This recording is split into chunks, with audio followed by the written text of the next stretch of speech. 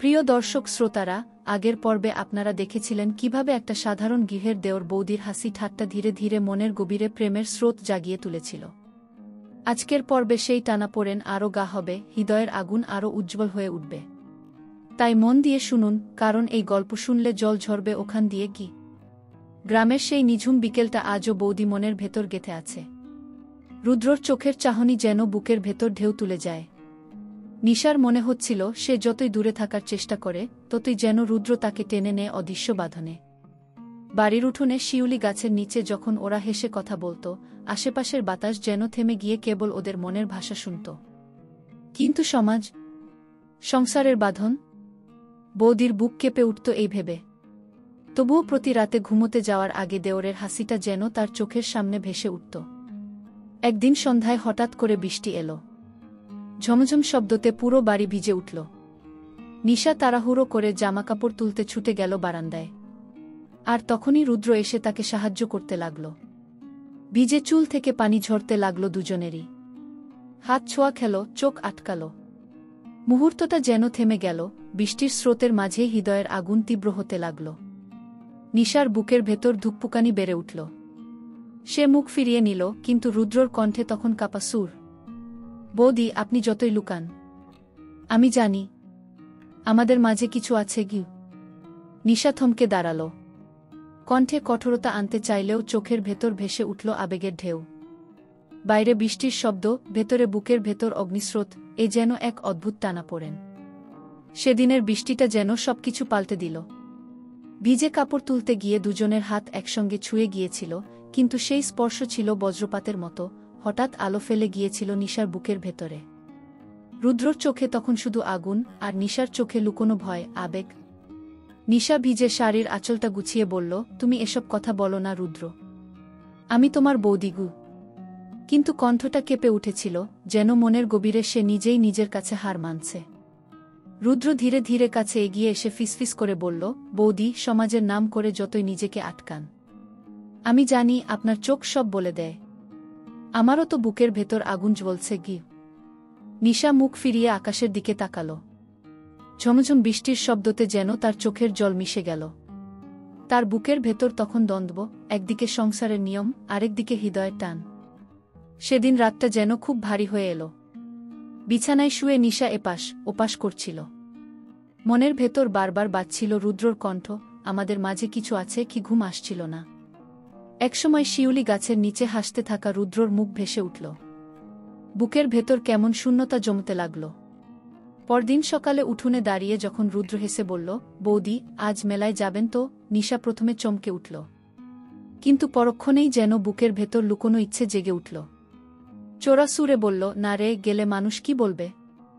রুদ্র হেসে উঠল, মানুষের কথা মানুষ বলবেই বৌদি, কিন্তু নিজের মন তো আর মিথ্যে বলে না গি। বিকেলে রুদ্র জোর করেই তাকে নিয়ে গেল মেলায়। চারপাশে ঢাকঢোলের শব্দ, আলোর ঝলকানি, গরম জিলিপির গন্ধ, সব কেমন মুগ্ধ করে দিল নিশাকে। অনেক দিন পর তার মনে হল সে যেন আবার ছোটবেলার মতো হাসতে পারছে। রুদ্র তাকে নানাভাবে খুশি করার চেষ্টা করছিল।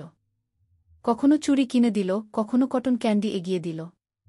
নিশার মনে হচ্ছিল এই ছেলেটা শুধু দেওর নয়, তার বুকের ভেতরে শূন্য জায়গাটা ভরিয়ে দিচ্ছে। ফেরার পথে নদীর ধারে দাঁড়িয়ে দুজনেই চুপ। বাতাসে শাড়ির আঁচল উড়ছিল, রুদ্র চুপচাপ তাকিয়েছিল নিশার দিকে। হঠাৎ বলল, বৌদি, যদি একদিন সমাজের বাঁধন না থাকত, তবে কি আপনি আমায় কাছে টানতেন। নিশা এক মুহূর্ত চুপ করে থাকল। বুকের ভেতর ঝড় বইতে লাগল। তারপর আস্তে করে বলল, এমন প্রশ্ন করো না রুদ্র, উত্তর দিলে সংসার ভেঙে যাবে গু।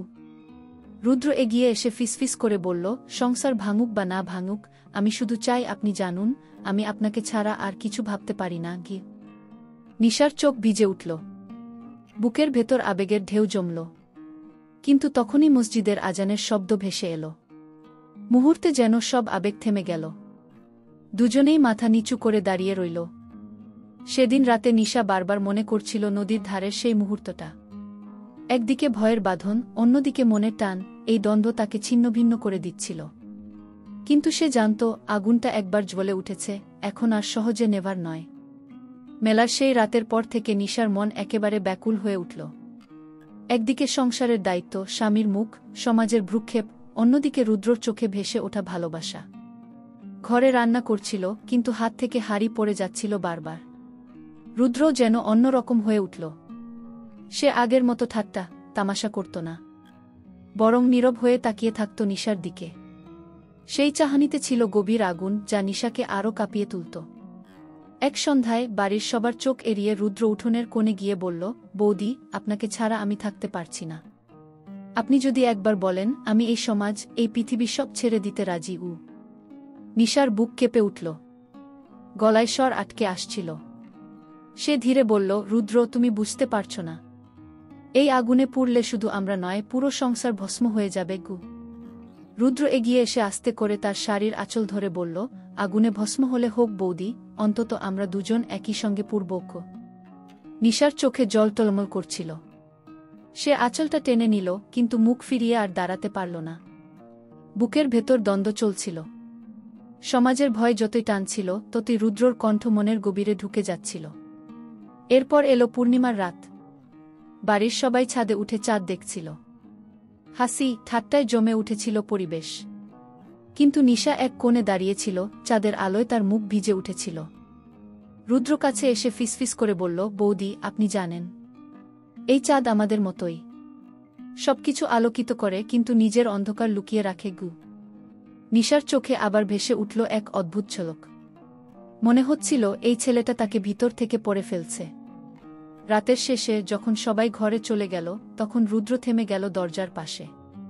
নিশা পাশ কাটিয়ে যাচ্ছিল। হঠাৎ সে ফিসফিস করে বলল, বৌদি, আর কত পালাবেন? নিশা থমকে দাঁড়াল। বুক ধুকপুক করছিল। বাইরে নিস্তব্ধতা, ভেতরে আগুন। সে কোনো কথা বলল না, শুধু একবার চোখ মেলে তাকালো রুদ্রর দিকে। সেই দৃষ্টি ছিল যেন এক নিঃশব্দ স্বীকারোক্তি, হ্যাঁ, আমি হার মানছি। সেদিন রাতের সেই দৃষ্টিটা নিশার বুকের ভেতর ঝড় তুলেছিল। ঘুম আসছিল না।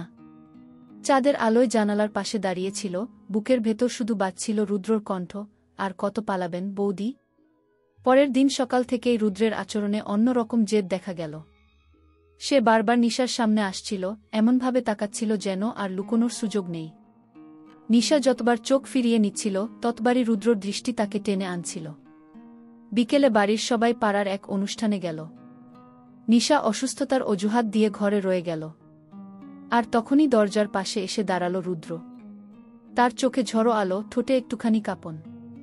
বৌদি, সে বলল কাপা গলায়, আজ কাউকে কিছু না ভেবে শুধু আমাকে উত্তর দিন। আমি কি আপনার কাছে কিছু মানে রাখি? নিশা কেঁপে উঠল। বুকের ভেতর ঢেউ উঠল। অনেকক্ষণ চুপ থেকে আসতে বলল, তুমি জানো রুদ্র, তুমি মানেই আমার কাছে আগুন, যেটা কাছে গেলে জ্বালিয়ে দেয়, দূরে গেলে পুড়িয়ে মারে। রুদ্র হেসে উঠল, কিন্তু সেই হাসিতে ছিল অদ্ভুত তীব্রতা। সে ধীরে ধীরে এগিয়ে এসে বলল, তাহলে আমাকে দূরে ঠেলে দেবেন না বৌদি? জলে পুড়ে হলেও আমাকে কাছে টেনে নিন। নিশার হাত কাঁপছিল। সে একবার চেষ্টা করল রুদ্রকে সরাতে, কিন্তু পারল না। বুকের ভেতরের বাঁধন ভেঙে পড়ছিল। চোখ ভিজে উঠল, ঠোঁট কাঁপল। বাইরে তখন হঠাৎ ঝুড়ো হাওয়া উঠল। জানালার কপাট ঠকঠক করে কাঁপছিল। সেই শব্দ যেন দুজনের ভেতরের অগ্নিবন্যার প্রতিধ্বনি হয়ে উঠল। রুদ্র ফিসফিস করে বলল, বৌদি, আজ যদি পিছিয়ে যান, আমি আর কখনো আপনাকে ছাড়ব না। নিশা চোখ বন্ধ করল। এক ফোঁটা জল গড়িয়ে পড়ল গাল বেয়ে। আর সেই নিঃশব্দ কান্নার ভেতরেই ছিল তার অদৃশ্য স্বীকারোক্তি, সে আর পালাতে পারছে না। ঠিক তখনই উঠোনে পায়ের শব্দ ভেসে এলো। কেউ ফিরছে। নিশা আতঙ্কে সরে দাঁড়াল। বুক ধুকপুক করতে লাগল। রুদ্র এক দৃষ্টি দিয়ে বলল, এ লড়াই তো এখন শুরু হলো বৌদি। শেষ কোথায় হবে তা সময় বলবে। নিশার বুক কেঁপে উঠল আরও জোরে। মনে হলো এ আগুনে আর ফেরার পথ নেই। সেদিন রাতের পর নিশার বুকের ভেতর যেন অদ্ভুত এক শূন্যতা জমল। দেওরের চোখে যে দৃষ্টি সে দেখেছিল, তা তার ঘুম কেড়ে নিয়েছিল। শুয়ে থেকেও বারবার মনে হচ্ছিল রুদ্র যেন তার পাশেই বসে আছে, নিঃশব্দে তাকিয়ে আছে। ভোরের দিকে ঘুম ভাঙতেই নিশা উঠোনে গেল পানি আনতে। চারদিকে কুয়াশা, ভিজে মাটি থেকে গন্ধ বেরোচ্ছে। আর সেখানেই দাঁড়িয়েছিল রুদ্র। সে কোনো কথা বলল না, শুধু এক দৃষ্টি দিল। সেই দৃষ্টিতে ছিল প্রশ্ন, অভিযোগ, আবার অদ্ভুত এক ভালোবাসা। নিশা মাথা নিচু করে এগিয়ে গেল, কিন্তু রুদ্র আসতে বলল, বৌদি, আপনি কি জানেন? সেই রাতে আপনার চোখ আমাকে সব বলে দিয়েছে। নিশা থেমে গেল। হৃৎপিণ্ড ধুকপুক করছে। অনেক কষ্টে সে বলল, আমার চোখে যা দেখেছ সেটাই ভুলে যাও রুদ্র। এই আগুন নিয়ে খেলা করলে শেষ হবে না। রুদ্র কাছে এসে দাঁড়াল। তার কণ্ঠ কেঁপে উঠল। শেষ হোক, তবুও আমি চাই এই আগুনে একবার পুড়তে। আপনি কি চান না? নিশার শরীর শিউরে উঠল।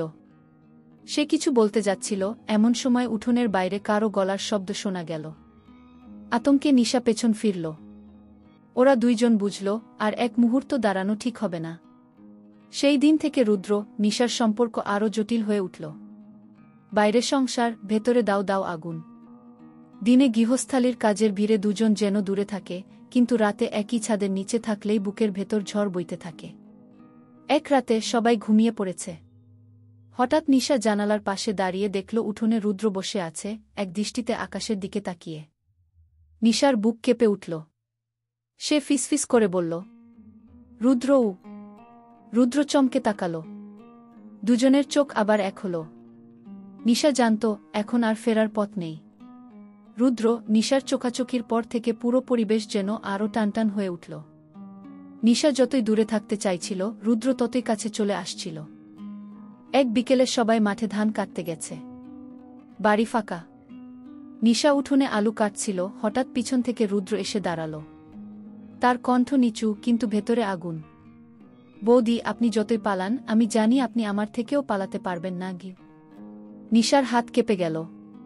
ছুরি থেকে আলু গড়িয়ে পড়ল মাটিতে। সে ধীরে বলল, রুদ্র, এসব বন্ধ করো। কেউ যদি দেখে ফেলে। রুদ্র এক পা এগিয়ে এলো। নিশার শাড়ির আঁচল হাওয়ায় উড়ছিল। দুজনের চোখ আবার এক হল। মুহূর্তটা থেমে গেল। ঠিক তখনই হঠাৎ বাইরের ফটকের কপাট খোলার শব্দ হল। নিশা আতকে উঠে সরে গেল। রুদ্র তাড়াতাড়ি পাশ কাটাল। আরেক মুহূর্ত দেরি হলেই হয়তো সব শেষ হয়ে যেত। ভেতরে এসে ছোট ননদ বলল, দিদি, তুমি একা একা কি করছ? ভাইয়াকে কোথাও দেখছ? নিশার বুক কেঁপে উঠল। গলার স্বর শুকিয়ে গেল। কষ্টে হাসি চেপে বলল, না রে, হয়তো বাইরে গেছে। রুদ্র চুপচাপ নিজের ঘরে চলে গেল, কিন্তু যাওয়ার আগে নিশার দিকে একবার তাকাল। সেই দৃষ্টিতে ছিল ভয় আর ভালোবাসার মিশ্রণ। রাতের বেলা নিশা বিছানায় শুয়ে বারবার ভাবছিল, আজ যদি সত্যিই কেউ দেখে ফেলত, সংসার, সমাজ, ইজ্জত সব ভস্ম হয়ে যেত। কিন্তু মনের ভেতর অন্য এক সুর বাজছিল, আজকের সেই চোখাচোখি ছাড়া কি সে বাঁচতে পারবে? বুকের ভেতর দ্বন্দ্ব চলছিল, ভয় বনাম ভালোবাসা। আর এই দ্বন্দ্বই গল্পকে ঠেলে নিয়ে যাচ্ছিল আরও গভীর আগুনের দিকে। এক রাতে সব কাজ শেষ করে নিশা উঠোনে হাঁটছিল। আকাশে অর্ধচাঁদ, বাতাসে শিউলির গন্ধ। হঠাৎ পেছন থেকে রুদ্র এসে দাঁড়াল। নিশা চমকে উঠল, কিন্তু কণ্ঠে কোনো শব্দ এলো না।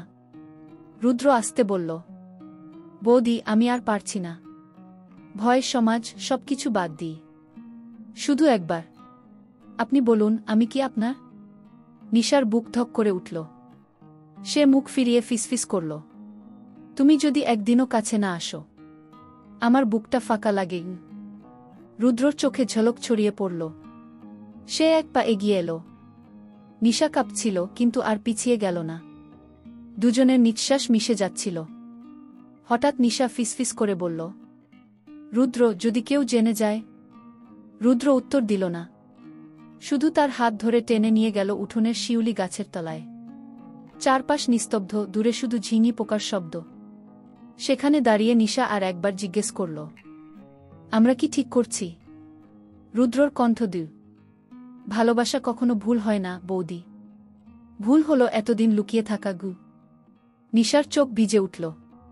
সে জানত এ পথ বিপজ্জনক, সমাজ ধ্বংস করে দেবে। কিন্তু বুকের ভেতর যে ঝড় বইছে সেটা থামানোর ক্ষমতা তার নেই। রুদ্রর মনে হচ্ছিল দিনগুলো কি এক অদ্ভুত বাঁকে দাঁড়িয়ে আছে। নিশার সাথে যতবার কথা হচ্ছিল, ততবার মনে হচ্ছিল দুজনের সম্পর্কটা শুধু হেসে খেলে কাটানো নয়, ভেতরে ভেতরে জমে উঠছে এক অদ্ভুত আকর্ষণ। সেদিন সন্ধ্যায় গ্রামে পুকুরঘাটে পূর্ণিমার আলোয় ভেসে যাচ্ছিল চারপাশ। নিশা একা বসেছিল ঘাটের সিঁড়িতে, হাতে শাড়ির আঁচল দিয়ে চুল শুকোচ্ছে। রুদ্র দূর থেকে দেখে ভাবল, এ দৃশ্য তো মনে রাখার মতো। ওর পায়ের কাছে জলের আলো প্রতিফলিত হচ্ছিল, যেন নিশা একেবারে অন্য জগতের মানুষ। রুদ্র ধীরে ধীরে এগিয়ে গিয়ে বলল, তুমি একা বসে আছো? সবাই খেয়াল করছে না? নিশা হেসে তাকালো, তুমি ছাড়া আর কেউ খেয়াল করে নাকি? আমি বসলে তো সবাই ভাবে মেয়ে মানুষ, নদীর ধারে বা পুকুর ঘাটে বসা স্বাভাবিক। রুদ্র মৃদু হেসে বলল, আমার কাছে তো স্বাভাবিক লাগে না। আমার কাছে মনে হয় তুমি একেবারে পূর্ণিমার আলোয় জন্ম নেওয়া গি। নিশার গাল লাল হয়ে উঠল। শাড়ির আঁচল দিয়ে মুখ আড়াল করে নরম স্বরে বলল, তুমি এমন কথা বলো কেন? শুনলে লোকে হাসাহাসি করবে গু। রুদ্র আর ধরে রাখতে পারল না, ওর কণ্ঠটা কেঁপে উঠল। আমি তো লোকে কি বলবে সেটা ভাবি না নিশা। আমি শুধু জানি তোমাকে ছাড়া আমার দিন কাটে না। তুমি আছো বলেই আমি হাসতে পারি, বাঁচতে পারি গি। নিশা হঠাৎ চুপ করে গেল। চারদিকে কেবল জলের শব্দ আর হালকা বাতাস। অনেকক্ষণ পর নিশা ধীরে ধীরে বলল, তুমি জানো রুদ্র, আমি তোমার কথা না শুনলে সারাদিন খালি শূন্য লাগে। মনে হয় কারো জন্য অপেক্ষা করছি গি। এই প্রথম নিশা সরাসরি স্বীকার করল, ওর মনের ভেতরেও কিছু জমে আছে। রুদ্রর বুকটা ধক করে উঠল। সে আস্তে নিশার হাতটা ছুঁয়ে বলল, তাহলে আমরা কেন লুকিয়ে থাকব নিশা? আমরা কি একে অপরের থেকে মুখ ফিরিয়ে থাকতে পারব? নিশা মাথা নিচু করে বলল, সবাইকে তো বলা যায় না রুদ্র। সমাজ, পরিবার, এসবের বাঁধন আছে গি। রুদ্রর চোখে তীব্র দীপ্তি জ্বলে উঠল। যত বাঁধনই থাকুক নিশা, তোমার হাত আমি ছাড়তে পারব না গি। পূর্ণিমার আলোয় দুজনের হাত ধরা হয়ে রইল। সেই মুহূর্তে মনে হচ্ছিল পৃথিবীর সব নিয়ম কানুন মিলিয়ে এক টুকরো সাহসী স্বপ্ন তৈরি হয়েছে, যেখানে শুধু নিশা আর রুদ্র আছে। সকালের আলোয় গ্রামটা তখনও ঘুম জড়ানো। কাক ডাকছে, গরুর গলায় ঘণ্টা বাজছে, বাতাসে কাঁচা ধানের গন্ধ ভেসে বেড়াচ্ছে। নিশা উঠোনে ফুল তুলছিল পুজোর জন্য, চুল খোলা, শাড়ির আঁচল কাঁধ থেকে গড়িয়ে পড়েছে। রুদ্র পাশের গাছতলায় দাঁড়িয়ে চুপচাপ দেখছিল, মনে হচ্ছিল এ দৃশ্যটা শুধু তার জন্যই তৈরি। হঠাৎ নিশা তাকিয়ে ফেলল। চোখে চোখ পড়তেই দুজনেই থমকে গেল। নিশা নিচু গলায় বলল, তুমি সকাল সকাল এখানে কেন? রুদ্র এগিয়ে এলো আস্তে আস্তে, কণ্ঠে যেন অদ্ভুত নরম সুর। তোমাকে না দেখে সকালটা অসম্পূর্ণ লাগে নিশা, তাই চলে আসি গু। নিশা আঁচল দিয়ে হাত মুছে বলল, তুমি এমন করলে একদিন সবাই জেনে যাবে গু। রুদ্র হেসে বলল, যাক না জানুক, আমার ভয় নেই। আমি শুধু তোমার কাছে সত্যি থাকতে চাই গু। নিশার বুকের ভেতর কেমন কেঁপে উঠল। ও বুঝতে পারছিল, রুদ্র শুধু খেলা করছে না, ওর কথার ভেতর সত্যিকারের আবেগ আছে। সেদিন দুপুরে গ্রামের মেলায় যেতে হলো নিশাদের। চারপাশে লোকের ভিড়, ঢাক বাজছে, খেলনা বিক্রি হচ্ছে, মেয়েরা কাচের চুড়ি কিনছে। কিন্তু ভিড়ের মাঝেই বারবার রুদ্র আর নিশার চোখ মিলছিল। এক একবার চোখ মেলাতে গা কাঁপছিল নিশার। মেলার এক কোণে নাগরদোলা ঘুরছিল। রুদ্র চুপচাপ গিয়ে নিশার পাশে দাঁড়িয়ে বলল, চলো তোমাকে নিয়ে একবার নাগরদোলায় উঠব গু। নিশা অবাক হয়ে বলল, লোকজন কি বলবে? রুদ্র মুচকি হেসে বলল, লোকজনকে আজ ভুলে যাও নিশা, শুধু তুমি আর আমি থাকি গু। মুহূর্তের আবেগে নিশা রাজি হয়ে গেল। দুজন একসাথে নাগরদোলায় উঠল। চাকার মতো করে ঘুরতে ঘুরতে যখন উপরে উঠল, নিচে হাজারো মানুষ ছোট ছোট বিন্দুর মতো লাগছিল। হাওয়ায় নিশার চুল উড়ছিল। রুদ্রর হাত নিঃশব্দে নিশার হাত ধরে ফেলল। নিশা কিছু বলল না, শুধু চোখ বুজে সেই স্পর্শটুকু অনুভব করল। মনে হচ্ছিল এই এক স্পর্শেই সব ভয়, সব বাঁধন গলে যাচ্ছে। চাকার ঘূর্ণি থেমে গেলেও দুজনের ভেতরে তৈরি হলো এক নতুন ঘূর্ণি, যেখানে শুধু অনুভব, শুধু টান আর এক অদ্ভুত স্বপ্ন। দিন যত যাচ্ছিল, নিশা আর রুদ্রর সম্পর্ক তত গভীর হচ্ছিল। কিন্তু বাইরের দুনিয়ায় সেই টানটুকু তারা প্রকাশ করতে পারছিল না। ঘরের ভেতরে, উঠোনে কিংবা গ্রামের মেলায় লোকজনের চোখে পড়লে দুজনেই আলাদা হয়ে যেত। তবুও অদৃশ্য সুতোয় বাধা থাকত একে অপরের সাথে। একদিন সন্ধ্যায় গ্রামে বিদ্যুতের লোডশেডিং হল। চারদিক অন্ধকার, শুধু টিমটিম করে কুপির আলো জ্বলছিল। নিশা উঠোনে কাঁসার থালা ধুচ্ছিল। হঠাৎ পেছন থেকে রুদ্রর কণ্ঠ শোনা গেল, অন্ধকারে তোমাকে আরও আলাদা লাগে নিশা গু। চমকে উঠে নিশা ফিসফিস করে বলল, তুমি আবার এখানে এলে কেন? যদি কেউ দেখে ফেলে? রুদ্র ধীরে ধীরে এগিয়ে এসে বলল, তারা শুধু অন্ধকার দেখবে, কিন্তু আমি তো আলো দেখি। তোমাকে ছাড়া আমার এই অন্ধকার কাটে না আগে। নিশার বুক ধুকপুক করতে লাগল। সে চুপ করে দাঁড়িয়ে রইল। রুদ্রর কণ্ঠ নরম হয়ে এল। তুমি জানো নিশা, আমি যতবার তোমাকে দেখি মনে হয় আমি তোমার জন্যই বেঁচে আছি গু। নিশা চোখ নামিয়ে বলল, তুমি আমাকে এভাবে দুর্বল করে দিচ্ছ রুদ্র। আমার ভেতর ভয় আছে, আবার অদ্ভুত সুখও আছে গিউ। ঠিক তখন পাশের ঘর থেকে নিশার শাশুড়ির ডাক এল। নিশা, কাজ শেষ হলো? ভেতরে আয় উ। নিশা তড়িঘড়ি আঁচল দিয়ে হাত মুছে ভেতরে চলে গেল। কিন্তু যাওয়ার সময় ওর চোখে যে জলভেজা ঝিলিক ছিল তা রুদ্রর চোখ এড়িয়ে গেল না। সেই রাতে রুদ্র একা খড়ের গাদায় শুয়ে থাকল। চারদিক নিস্তব্ধ, কেবল দূরে ঝিঙি পোকার ডাক। রুদ্রর মনে হচ্ছিল এই টান আর গোপনে রাখা যাবে না। ওর বুকের ভেতর ঝড় বয়ে যাচ্ছিল। নিশা শুধু আমার, কেন আমি তাকে প্রকাশ্যে বলতে পারব না?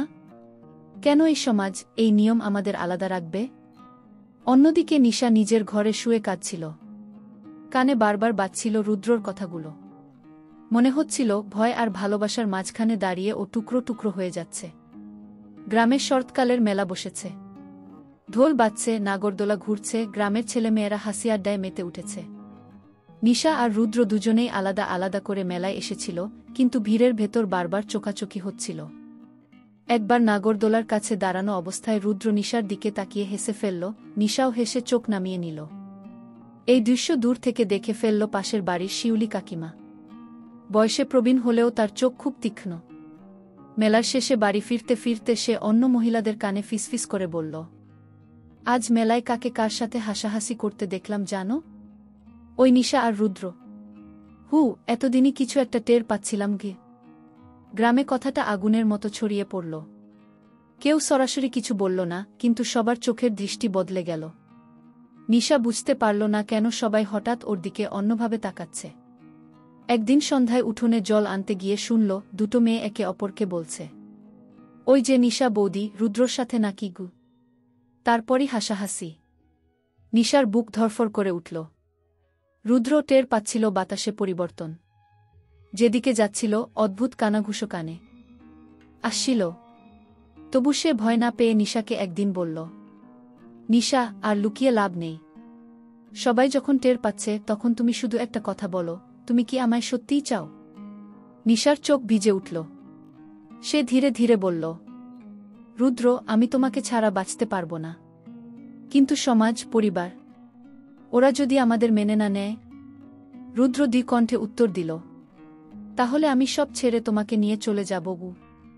নিশা কেঁপে উঠল এই কথায়। ভেতরে ভয় আর আনন্দ মিশে এক অদ্ভুত ঝড় বইতে লাগল। গ্রামে পূর্ণিমার আলো, রাত। সবকিছু শান্ত, শুধু বাতাসে একটা অদ্ভুত নীরবতা। নিশা ঘরের জানালার পাশে দাঁড়িয়ে চাঁদের আলো ভাবছিল, আজকের দিনটা তাদের জীবনে এক নতুন মোড় এনেছে। মেলার পর থেকে গ্রামে বাতাসে শোনা যাচ্ছিল রুদ্র, নিশার গল্পের ফিসফিস। কেউ সরাসরি কিছু বলেনি, কিন্তু চোখে চোখ মিলতেই বোঝা যেত সবাই টের পেয়েছে। রুদ্র নীরবে পাশের ঘর থেকে বেরিয়ে এসে বলল, নিশা, সবাই কি বলে তা আর গুরুত্বপূর্ণ নয়। আমাদের ভালোবাসা সত্য, আর আমরা একে অপরের জন্যই বাঁচব। নিশা চোখ নামিয়ে বলল, তুমি জানো রুদ্র, এতদিন আমি ভয় পেতাম। কিন্তু এখন তোমার সাথে থাকার জন্য সব ভয় মুছে গেছে গি। রুদ্র ধীরে ধীরে নিশার হাত ধরল। তাহলে আমরা একসাথে হব, যেখানেই যাই। সমাজ কি ভাবুক সেটা আমাদের বাধা নয় উ। নিশা হেসে বলল, হ্যাঁ, আমরা একসাথে থাকব। আর এই আগুন কখনো নেভাবে না আগে। পরের দিন গ্রামের সবাই ধীরে ধীরে বুঝল, রুদ্র আর নিশা শুধু চোখে চোখ মিলাচ্ছে না, তারা একে অপরের জীবনের অবিচ্ছেদ্য অংশ। কেউ বাধা দিতে আসেনি, বরং সবাই এই ভালোবাসাকে স্বীকার করল। রাত্রে পূর্ণিমার আলোয় দুজন একসাথে উঠোনে বসে আকাশের দিকে তাকাল। বাতাসে শিউলির গন্ধ, দূরে ঝিঙি পোকার ডাক, আর তাদের অন্তরের আগুন, সব মিলেমিশে এক শান্তি তৈরি করল। নিশা আর রুদ্র জানল, যে টানাপোড়েন, যে ভয়, যে বাঁধন, সবই তাদের ভালোবাসাকে আরও শক্তিশালী করেছে। আর তারা নিশ্চিত, এখন থেকে আর কোনো ঝড়ই তাদের আলাদা করতে পারবে না। এভাবেই শেষ হল দেওর বৌদির গল্প। সমাজের চোখ, ভয়ের ছায়া, সবকিছু পেছনে ফেলে দুজন একসাথে ভালোবাসা আর আস্থায় এক নতুন জীবন শুরু করল। প্রিয় দর্শক, গল্পটা শেষ হলেও দেওর বৌদির আবেগের আগুন চিরকাল জ্বলতে থাকবে।